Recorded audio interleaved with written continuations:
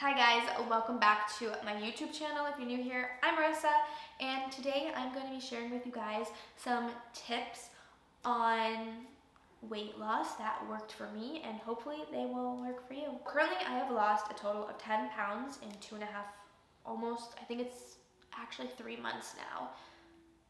I'd have to go look back, but anyways, I lost 10 pounds and I want to lose 10 more, but I figured I would come on and share with you some tips, tricks, all that stuff to kind of get yourself started if you're looking to kind of lose weight and build muscle.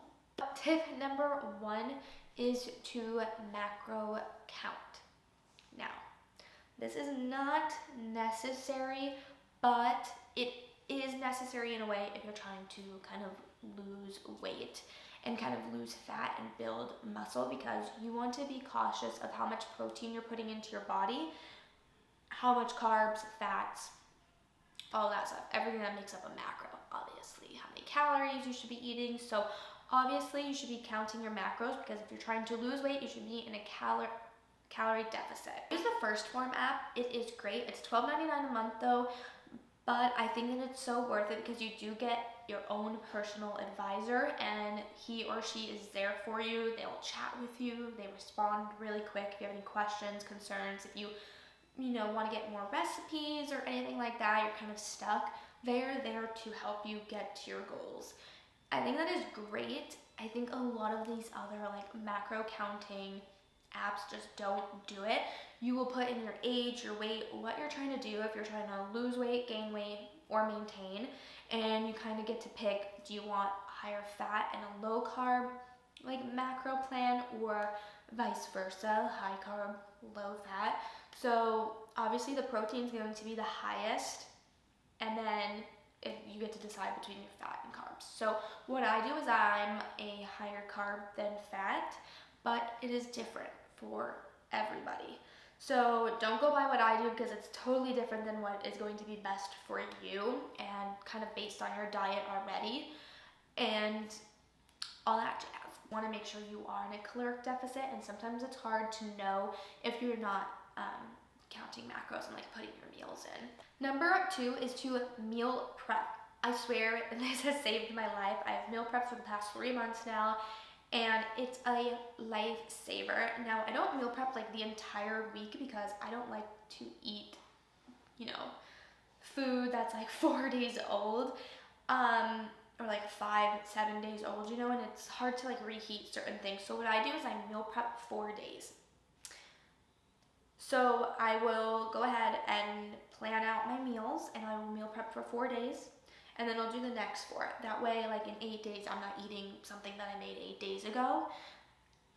You know what I'm saying?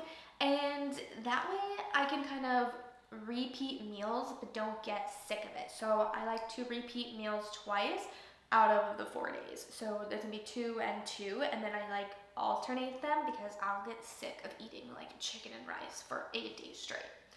I tried it and I was like, no, I've got to find a better system.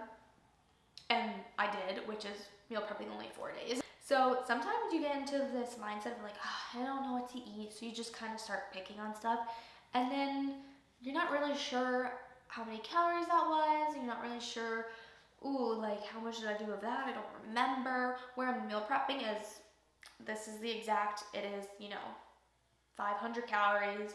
It has 30 grams of protein, 22 grams of carbs, and 10 fat, and that kind of fits in with counting your macros. But you know that bin right there, or that tub, whatever, is that. Number 3 is finding snacks that say no sugar added. I like finding snacks like that. I'm obsessed with these Mott's applesauce like squeezes. It says no sugar added, which means it's not going to have a high carb intake, because sugar obviously turns into carbs. And not that I'm a low sugar like on a diet like that, but I tend to kind of stick to that, so that way it does fit into like my meal planning and my macro count. So try to find snacks that just say no sugar added, because they add so much sugar alternatives to a lot of these snacks and different types of foods. And I know you're probably like, no sugar added tastes weird, but I swear it doesn't. I promise you. Maybe it does, I don't taste it, but tend to find snacks that say no sugar added. Number 4 is try to eat more whole foods rather than processed foods. Now, it's totally okay to make pasta. Like, that is totally fine, but don't make every single meal a processed meal. Try to eat lots of vegetables and lots of fruit because they actually have less calories and carb intakes, depending obviously on the fruit, and you can kind of eat more if you are in a caloric deficit. I found that has kind of been like my best friend, is eating more fruits and vegetables, because I feel like I can eat more when I am in a deficit.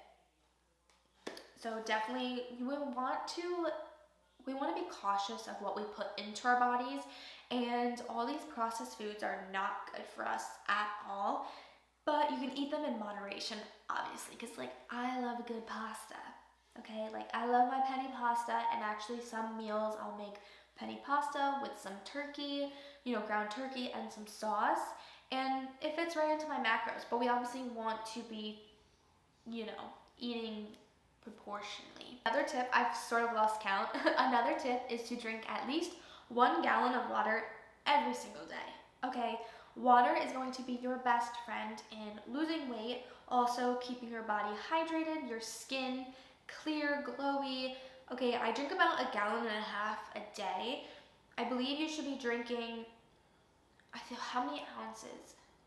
You should be drinking half of your body weight in water. If you Google it, that's what it says. It's usually around half a gallon. I usually just drink 1 gallon and some. You don't want to drink obviously too much because you can drown your body, but try to drink at least 1 gallon of water a day. The more hydrated you are, the easier it's going to make you sweat. And when you sweat, we lose water weight. And that is essentially how we lose weight and stuff. And we don't hold as much water, obviously, when we sweat, but you want to drink at least 1 gallon of water a day. It's going to keep your body so energized and hydrated. You won't feel depleted. You won't feel tired. Your skin will love you. You'll glow. It's great. It's one of the essentials to losing weight. My last tip is to include cardio in every workout session. Now, this is something I struggle with. Now, it doesn't have to be strenuous cardio. Get at least 20 to 30 minutes of cardio in. That will help you sweat, get your body moving, keeps your body warm after a good workout, and that is also going to speed up the process of losing fat, which that is what I've found that works for me. Now, I struggle with cardio. I freaking hate cardio. It's like a love-hate relationship.